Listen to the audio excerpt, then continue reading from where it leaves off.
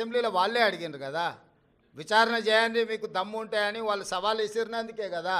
మే సాగునీటి పారుదల దాంట్లో వాళ్ళే సవాల్ విసిరిండ్రు, దీంట్లో వాళ్ళే సవాల్ విసిరిండ్రు, విద్యుత్ దాంట్లో. ఇప్పుడు కూడా మిగతా దాంట్లో కూడా నన్ను పోలీస్ స్టేషన్లో పెట్టమని ఆయన్నే అడుగుతున్నాడు. సో ప్రతిపక్షానికి ఇవ్వాల్సిన గౌరవం మేము ఇవ్వాలి కదా, అడిగినప్పుడు చేయకపోతే బాగుండదు కదా.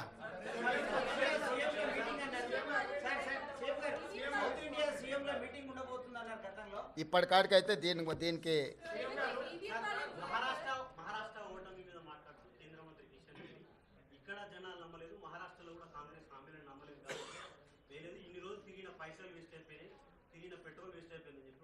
కిషన్ రెడ్డి గారికి ఒక విషయం స్పష్టంగా మీరు చెప్పండి, మీ ద్వారా నేను కూడా చెప్తాను. ఈ దేశంలో 2 లోక్సభ ఎలక్షన్స్ జరిగినాయి. లోక్సభ ఎలక్షన్లు అనేటివి ప్రధానమంత్రికి సంబంధించిన ఎన్నికలు. ఒకటి కేరళ వాయనాడ్లో ప్రియాంక గాంధీ, 2 నాందేడ్లో మహారాష్ట్ర. మహారాష్ట్ర మేము గెలిచినామని గొప్పలు చెప్పుకొని జబ్బలు జరుచుకుంటున్నాడు కిషన్ రెడ్డి అక్కడ. ఈ 2 పార్లమెంట్లల్లో నరేంద్ర మోడీని ఓడించి అక్కడి ప్రజలు రాహుల్ గాంధీ నాయకత్వాన్ని, మల్లికార్జున్ ఖర్గే నాయకత్వాన్ని బలపరిచినరు.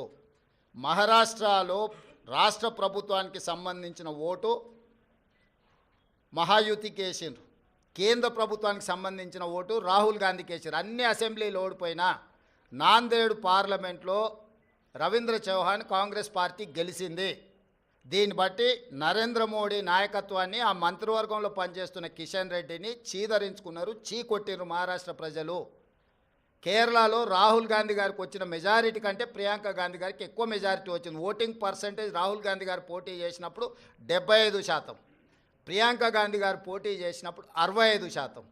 రాహుల్ గాంధీ గారికి 3,64,000 మెజారిటీ వస్తే ప్రియాంక గాంధీ గారికి 4,10,000 మెజారిటీ వచ్చింది. అంటే మోడీ నాయకత్వాన్ని కేరళ తిరస్కరించడమే కాకుండా మహారాష్ట్రలో అద్భుతమైన విజయం సాధించినని గొప్పలు చెప్పుకుంటున్న బీజేపీని పార్లమెంటులో, నాందేడ్ పార్లమెంట్లో ఎక్కడైతే ఉత్తమ్ కుమార్ రెడ్డి గారు ఇన్ఛార్జిగా వ్యవహరించారో ఆ సీటు కాంగ్రెస్ పార్టీ గెలిచింది. ఈ మాత్రం ఇంగిత జ్ఞానం కూడా బీజేపీ నాయకులకు, ముఖ్యంగా కిషన్ రెడ్డి గారికి లేకపోవడం, అలాంటి ఇంగిత జ్ఞానం లేని వ్యక్తిని కేంద్ర మంత్రిగా చేయడం అనేది మన దురదృష్టం. కాబట్టి కేంద్రము రాష్ట్రము 2 వేరు. రాష్ట్రానికి సంబంధించిన తీర్పు ప్రజలు ఒక రకంగా ఇచ్చారు, కేంద్రానికి సంబంధించిన తీర్పు ఇంకొక రకంగా ఇచ్చారు. కర్ణాటకలో 3 అసెంబ్లీ ఎన్నికలు జరిగితే 3 బీజేపీ అత్తా లేదు పత్తా లేదు కాంగ్రెస్ పార్టీ గెలిచింది. వెస్ట్ బెంగాల్లో 6 అసెంబ్లీలు జరిగితే ఒక్క సీట్లో కూడా నాకు తెలిసినంతవరకు బీజేపీకి డిపాజిట్ కూడా రాలేదు, ప్రతిపక్ష పార్టీలు గెలిచినాయి. ఈ రకంగా దేశంలో ఏ కొనను చూసినా మోడీ నాయకత్వాన్ని తిరస్కరించిన విషయాన్ని కప్పిపుచ్చుకోవడానికి మహారాష్ట్రలో మీ ప్రభుత్వం ఉంది, మీ ప్రభుత్వం ఏర్పడ్డది. జార్ఖండ్లో మా ప్రభుత్వం ఉంది, మా ప్రభుత్వం ఏర్పడ్డది. మహారాష్ట్రలో మీకు కొన్ని సీట్లు పెరిగినాయి, జార్ఖండ్లో మాకు కొన్ని సీట్లు పెరిగినాయి. ఇందులో ఏంది గొప్ప, ఏంది వాళ్ళు సాధించింది? ఎందుకు సంబరాలు చేసుకుంటారో నాకైతే అర్థం కాలే.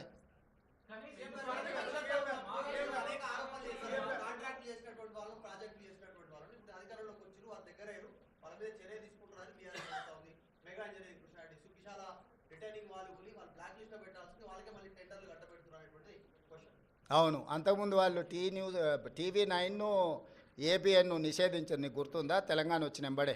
ఇప్పుడు ఏం చేద్దాం చెప్పు. ప్రజాస్వామ్యంలో ప్రతిదానికి ఒక విధానం ఉంటుంది.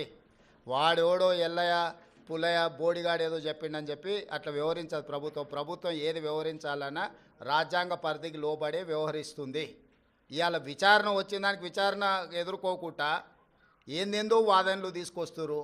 ఒకటి పిచ్చిగా ఒకటి క్లారిటీ పెట్టుకో, సైకో రామ్ అంటే తెలుసు కదా, అంతే. ఇక ఆయన పరిస్థితి ఆయనకే అర్థం కావట్లేదు. ఆయన పక్కలో ఉన్న వాళ్ళే పక్కకు వచ్చి ఫోన్ చేస్తారు, అన్న ఇటు పిచ్చిలేసినట్టుంది, ఏందేదో మాట్లాడుతుండు.